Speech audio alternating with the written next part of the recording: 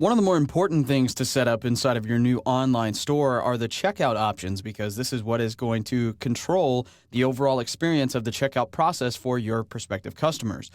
In order to do that, what you need to do is find the system link and then go down to the configuration tab.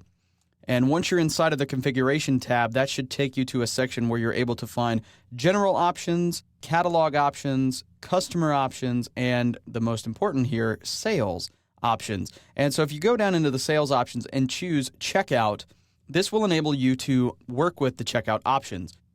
Checkout options is the first tab here, and I'll click on that. Do you enable one-page checkout? That means everything is contained on one page. They don't have to go anywhere else. Everything happens on one page.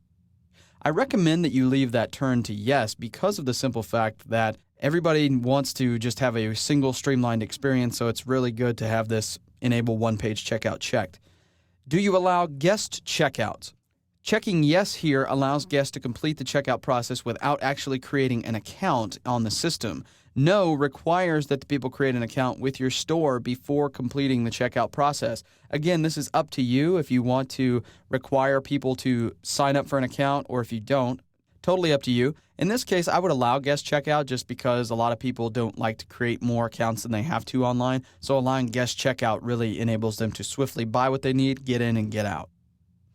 Do you want to enable terms and conditions? If you want to display the terms and conditions during checkout, then set this to yes. If not, then you can set it to no.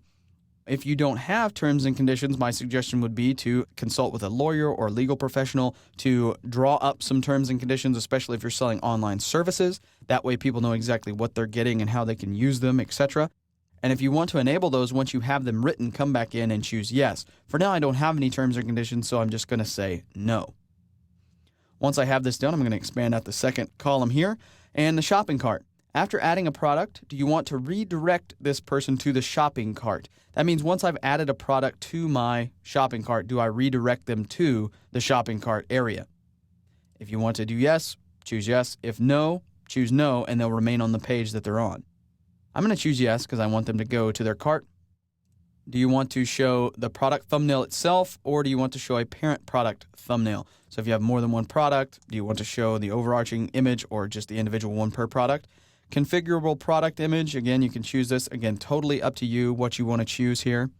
And basically, this is just controlling what thumbnail image displays in the cart while the person is viewing their cart. So let's open up the My Cart link. Do you display the cart summary along with item quantities, or do you display the number of items in the cart? So in this case, I'm going to choose to do number of items in the cart. The shopping cart sidebar. You want to display the shopping cart sidebar. That means in the sidebar of your website, is there a thing that shows what is currently in the cart, and maximum display of recently added items. That means if someone is shopping on my website and they've picked out 10 or 15 items, how many do you want them to actually show? Showing a large amount can really take up some valuable real estate in that sidebar, so 3 seems about right for me. I might even reduce that to 2. And then finally, payment failed emails. Basically, the payment failed email section allows you to configure the email template to be used, the recipient as well as the sender of the email notification messages that are sent whenever a customer's transaction fails. You can say the payment failed email receiver, that is who receives this email. You can choose that. The payment failed email sender, that means who is this coming from. You can also choose the payment failed template. And this one is just the default template. You can set those up in your email section. Send payment failed copy to whom? If you would like to send a copy of a failed transaction to someone, for instance, if this is coming to a general sales email, you may want to have this forwarded to your personal email so that you get this right away and you can deal with it. Send payment failed email copy method of what? Do you want it to be blind carbon copied, or do you want it as a separate email? In most cases, I would probably choose separate email. That way, if you happen to accidentally reply to it or something, it doesn't go back to anybody that you didn't want it to.